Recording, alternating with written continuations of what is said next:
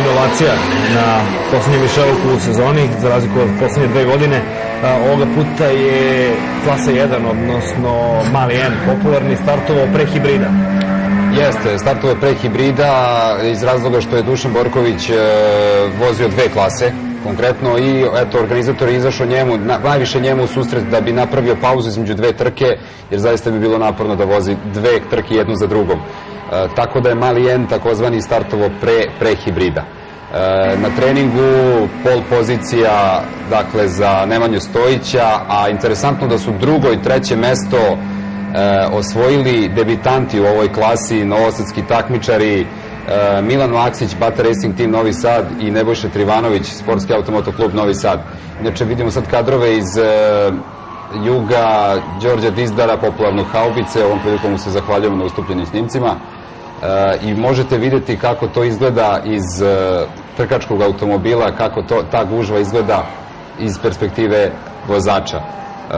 Nemanja Stojić je poveo trku, tu je bio naravno i Milan Maksić, Nebojša Trivanović, dakle, obzirom da je ovo jedna ujednačena klasa, jedan vozić se napravio takozvani, i sjajno su se vozili, znači, čitavu tu trku u branik. No dobro, vidjet ćete u principu kako se sve to završilo.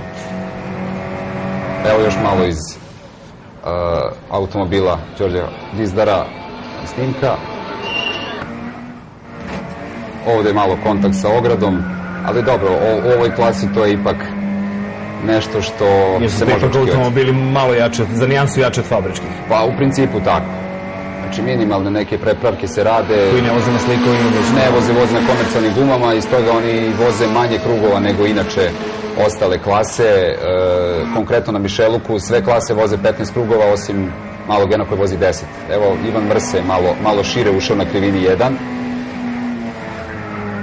I to je Đorđe Stojiljković iskoristio da mu malo odmakne. Evo opet ovde Mrse malo na bankinu. To je trenutak dekoncentracije verovatno bio i izlazak na dugačak pravac između krivine 3 i 4. Inače, kada već spominjemo Ivana Mrse, ovde je postojala teoretska mogućnost ukoliko Ivan Mrse osvoji pol poziciju, a Nemanja Stojić kojim slučajem ne završi trku, u tom slučaju Ivan Mrse pobedi svakako, poneo titulu u šampiona. Tako je, međutim, obzirom da Ivan Mrse nije osvojio pol poziciju, automatski je izgubio šanse za titulu. Ovo je, inače, evo već vidimo da je Nebojša Trivanović obišao Milana Maksića, evo još kontakata na okretnici, na krivini broj 5. Kažem, u ovoj klasi su česti kontakti, dosta vozača, odnosno većina vozača su zaista mladi, neafirmisani i bukvalno u ovoj klasi stiču iskustvo za naredne klase. Ova klasa je ograničena godina. Jeste, ima limit od 16 do 27 godina i onaj ko osvoji šampionsku titulu nema više pravo da učestvuje u ovoj klasi. Evo još jedan incidenta. Jeste, ovde incident gde je jedan takmičar jednostavno zaustavio mu se automobil, zablokirao je menjač, nije bilo šanse da se pomeri.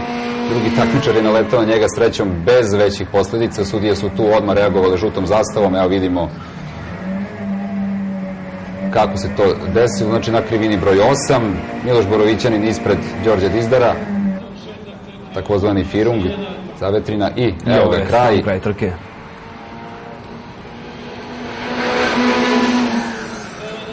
Evo da čujemo i